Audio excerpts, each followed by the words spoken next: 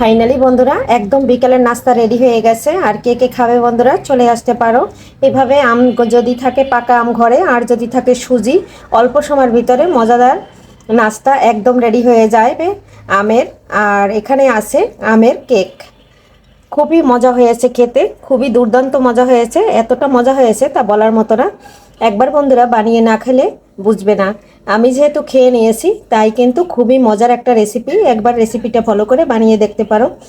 আর বন্ধুরা একটা লাইক দিয়ে ভিডিওটা কন্টিনিউ করবে, স্কিপ করবে না। ছোট ছোট ভিডিও আমি দেই, স্কিপ করবে না বন্ধুরা।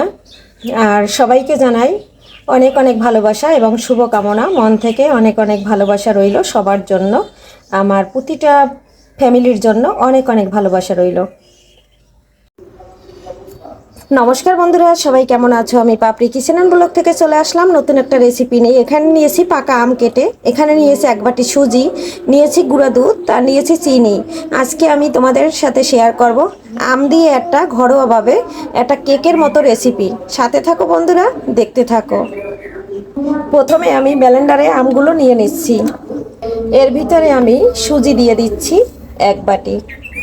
আমি কিন্তু এটা ব্লেন্ড করে নেব। সাথে দিয়ে দিচ্ছি চিনি, আর গুঁড়া দুধটা দেবো না, এটা ব্লেন্ড করে নিচ্ছি। বন্ধুরা অর্ধেকটা ব্লেন্ডার করার পরে এখন আমি গুঁড়া দুধটা দিয়ে দিয়েছি।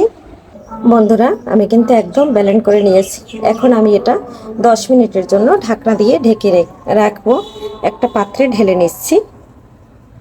পাত্রটা চেঞ্জ করে নিয়েছি কারণ ছোট হয়ে গেছে, তার জন্য কিন্তু একটা বড় বলে নিয়ে নিয়েছি। এখানে একটু ব্লেন্ডারটা ধুয়ে একটু সামান্য জল দিয়ে দিয়েছি। এখন একটু হাত দিয়ে মেখে রেখে দেব ঢাকনা দিয়ে ঢেকে 10 মিনিট। বন্ধুরা দেখো 10 মিনিট পরে চলে আসলাম। আর এখন কিন্তু ব্যাটারটা একদম ফুলে কিন্তু টোল হয়ে গেছে। এই পর্যায়ে আমি লবণটা দিয়ে দেব। স্বাদ অনুযায়ী লবণ দিলে ভালো লাগে, যেহেতু আমরা মিষ্টি কম খাই। আমি কিন্তু প্রচুর মিষ্টি, গুঁড়া দুধে মিষ্টি, চিনিতে মিষ্টি, তার জন্য কিন্তু আমি চিনিটা একদম সামান্য পরিমাণে দিয়েছি। এখানে আমি 1 চামচ নিয়েছি বেকিং পাউডার। বেকিং পাউডারটা দিয়ে খুব সুন্দর করে চামচটা দিয়ে মিশিয়ে নিচ্ছি। আর এদিকে আমি একটা শাঁস চুলার উপর বসিয়ে দিয়েছি। কারেন্ট নাই বন্ধুরা, অন্ধকার দেখা যেতে পারে, একটু ক্ষমা সুন্দর দৃষ্টিতে দেখে নিবে। আর কথায় যদি কোনো ভুল ত্রুটি থাকে একটু ক্ষমা মার্জিতভাবে দেখবে। বন্ধুরা প্যানটা কিন্তু আমার একদম গরম হয়ে গেছে। এখন আমি এক একটা দিয়ে দিচ্ছি। আর ব্যাটারটা কিভাবে রেডি করেছি বন্ধুরা এটা তো দেখে বোঝা যাচ্ছে। বন্ধুরা একইভাবে সবগুলানে দিয়ে দিয়েছি। এখন আমি ঢাকনা দিয়ে ঢেকে দিচ্ছি। দেখো বন্ধুরা একটু ঢাকনার উপরটা দেখাই দিচ্ছি কত পরিমাণ ফুলতেছে, একটু দেখো। আর এইভাবে কিন্তু আমের কেক দারুণ লাগে বানালে।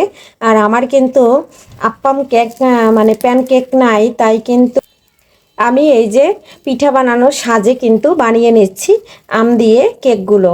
আর এভাবে বানালেও কিন্তু বানানো যায় বন্ধুরা, খেতে কিন্তু খুব সুন্দর লাগে। দেখো বন্ধুরা 5 মিনিট পরে ঢাকনাটা সরিয়ে দেখাচ্ছি। আর দেখো আমার প্যানকেকগুলো কত সুন্দর হয়েছে। আর একটা আমি তোমাদের সাথে উল্টে শেয়ার করছি, একইভাবে সবগুলো ভেজে নেব।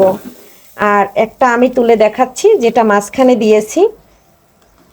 বন্ধুরা এই যে কত সুন্দর হয়েছে, সবগুলো কিন্তু তুলে নিয়েছি।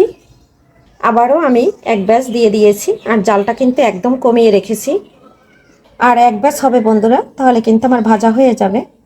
বন্ধুরা দেখো এগুলানো কিন্তু হয়ে গেছে। আর কতটা ফুলেছে, আমি কিন্তু হাফ বাটি দিয়েছি, ফুলে কিন্তু একদম এক বাটি হয়ে গেছে। এখন একটু এভাবে থাকবে, তারপরে তুলে নেব। বন্ধুরা এগুলান আমি একটু উল্টে দিচ্ছি। আর তখন কিন্তু একটু জালটা বাড়ানো ছিল, তাই নিচে কিন্তু একটু বেশি দাগ লেগে গেছিলো। আর এখন কিন্তু একদম কমাই দিয়েছি। আর দেখো কত সুন্দর পারফেক্টভাবে একদম হয়েছে। আর একদম তুলতুলে নরম সুজির কেক আমার একদম রেডি। এটা কিন্তু বড়রা বাচ্চারা সবাই খুব পছন্দ করে খায়। আর সবগুলান একইভাবে আমি উল্টে নিলাম। আমার কিন্তু ভাজা একদম রেডি হয়ে গেছে। আর সবগুলা কিন্তু একইভাবে ভেজে নিয়েছি। আর কেমন লাগছে বন্ধুরা এই আমের প্যানকেকটা অবশ্যই জানাবে। আর দেখতে যেরকম লোভনীয় হয়েছে, খেতে কিন্তু দারুণ হয়েছে। আমি কিন্তু একটা গরম গরম খেয়ে নিয়েছি, এতটা মজা হয়েছে তা বলার মতো না। আর আজকে এটা বিকেলের নাস্তা তো আমাদের একদম জমে যাবে। এটা কিন্তু আমার কাছে ভীষণ ভালো লাগছে বন্ধুরা, একবার রেসিপিটা ফলো করে তৈরি করে দেখতে পারো। আজকে এখানেই রাখছি, পরবর্তীতে দেখা হবে নতুন কোনো রেসিপি নিয়ে। এ পর্যন্ত সবাই ভালো থাকো, সুস্থ থাকো। আগামী রেসিপি দেখার সবাইকে আমন্ত্রণ জানাইয়া এখান থেকে বিদায় নিচ্ছি। Bye bye.